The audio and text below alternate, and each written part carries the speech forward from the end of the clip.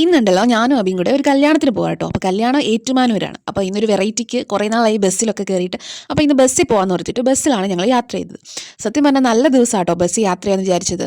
ആദ്യം തന്നെ ഞങ്ങൾക്ക് ബസ് മാറി കയറേണ്ടി വന്നു. വേറെ ഒന്നും കണ്ടല്ല, ഒരേ പേരിലുള്ള 2 ബസ്സാണ് മുണ്ടക്കയം സ്റ്റാൻഡിൽ നിന്ന് എടുത്തത്. ബസ് മാറി കയറിയത് അറിഞ്ഞില്ലായിരുന്നെങ്കിൽ ഞങ്ങൾ വേറെ എവിടെയെങ്കിലും പോയി ഇറങ്ങിയേനെ. അതൊക്കെ പോട്ടെ, അവസാനം എത്തേണ്ട അടുത്ത് തന്നെ എത്തി. ഞങ്ങൾക്ക് ഏറ്റുമാനൂരാണ് പോകേണ്ടത്. പിന്നെ ആ ബസ്സിൽ കയറി, അത് കോട്ടയത്തോട്ടുള്ള ബസ്സായിരുന്നു കേട്ടോ. അവിടെ നിന്ന് വേണം വേറെ ബസ് കയറി ഏറ്റുമാനൂർ വരെ. അങ്ങനെ കോട്ടയത്ത് എത്തി നാഗമ്പടത്തുനിന്ന് അവിടെ ഒരു ബേക്കറിയിൽ നിന്ന് കയറി കട്ട്ലേറ്റ്, പപ്സ്, അതുപോലെ തന്നെ നാരങ്ങയുള്ള ഒരു പൈനാപ്പിൾ ജ്യൂസും കുടിച്ചിട്ട് ഞങ്ങൾ വീണ്ടും ബസ്സിൽ കയറി നേരെ ഏറ്റുമാനൂരെത്തി. അങ്ങനെ ഓഡിറ്റോറിയത്തിലൊക്കെ എത്തി കല്യാണമൊക്കെ കണ്ട് ഞങ്ങൾ ചെന്നപ്പോഴത്തേക്ക് കല്യാണം ജസ്റ്റ് ഒന്ന് കഴിഞ്ഞ് പോയായിരുന്നു. എന്നാലും കുഴപ്പമില്ല, നമുക്കതല്ലല്ലോ മുഖ്യം. അങ്ങനെ അകത്ത് കയറി കല്യാണ പെണ്ണിനെയും ചെറുക്കനെയും എല്ലാവരെയും കണ്ടു. ഓഡിറ്റോറിയം ഒക്കെ നല്ല സൂപ്പറായിരുന്നു, നല്ല ഡെക്കറേഷനൊക്കെ ആയിട്ട് അടിപൊളിയായിരുന്നു. അതിനുശേഷം കല്യാണം അല്ലല്ലോ നമ്മുടെ മെയിൻ, സദ്യ മുഖ്യം ബിഗിലേ. അങ്ങനെ ഞങ്ങൾ സദ്യ കഴിക്കാൻ പോയി. നല്ല അടിപൊളി സദ്യ കേട്ടോ, കുറേ നാളായി നല്ലൊരു സദ്യ കഴിച്ചിട്ട്. അപ്പോൾ അടിപൊളി സദ്യ കേട്ടോ, ബോളി ഉണ്ടായിരുന്നു, പായസം ഉണ്ടായിരുന്നു, കറികളൊക്കെ ആണെങ്കിലും എല്ലാം നല്ല ഒന്നിനൊന്ന് സൂപ്പറായിരുന്നു. അങ്ങനെ സദ്യ കഴിച്ചതിന് ശേഷം അവിടുന്ന് ഒരു ഓട്ടോ വിളിച്ച് ഞങ്ങൾ പിന്നെ പോയത്, ഞങ്ങൾക്ക് കല്യാണം മാത്രമായിരുന്നില്ല ലക്ഷ്യം. ഇന്നായിരുന്നു അജിത്തിൻ്റെ good bad ugly cinema release ചെയ്യുന്നത്. അപ്പോൾ അതിൻ്റെ ട്രെയിലർ കണ്ടപ്പോൾ മുതൽ സിനിമയൊന്ന് കാണണമെന്നുണ്ടായിരുന്നു. അപ്പം ഞങ്ങൾ അതിനൂടെ പോകാനായിട്ടാണ് ഇന്ന് ഇറങ്ങിയത്. അങ്ങനെ പിന്നെ ടൈം കളയാൻ വേണ്ടിയിട്ട് മോൾ ഓഫ് ജോയ് കയറിയിരുന്നു കേട്ടോ. അവിടെ ഒരു ഷോപ്പിൽ നിന്ന് മുജിറ്റോ വാങ്ങിച്ചു കുടിച്ചു. ബ്ലൂബെറിയുടെ മുജിറ്റോ ആയിരുന്നു കേട്ടോ, കുഴപ്പമില്ലായിരുന്നു, നല്ല ടേസ്റ്റ് ആയിരുന്നു.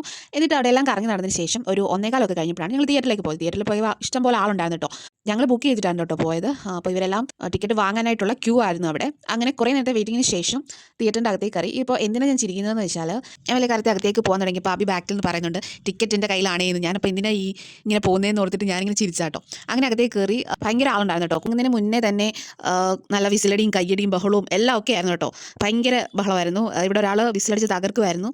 വിജയുടെ സിനിമയ്ക്ക് ശേഷം അങ്ങനെ മറ്റൊരാളുടെ സിനിമയിൽ ഇങ്ങനെ വിസിലടിച്ച് ഞാൻ കണ്ടിട്ടില്ല. പക്ഷേ ഇത് ആദ്യം മുതൽ ഒരു 10 മിനിറ്റ് വിസിലടിയായിരുന്നു. പിന്നെ അവിടുന്ന് സിനിമ കണ്ടിട്ട് ഇറങ്ങിയിട്ട് നേരെ പോയി തട്ടുകടയിൽ പോയി ഒരു കാപ്പിയൊക്കെ കുടിച്ചു. പിന്നെ ഞങ്ങൾ നേരെ ബസ് സ്റ്റാൻഡിലേക്ക് പോയിട്ട് മുണ്ടക്കയം ബസ് പിടിച്ചു. തിരിച്ച് മുണ്ടക്കയത്തേക്ക് വരാൻ വേണ്ടിയിട്ട് 5:30 കേട്ടോ ബസ്.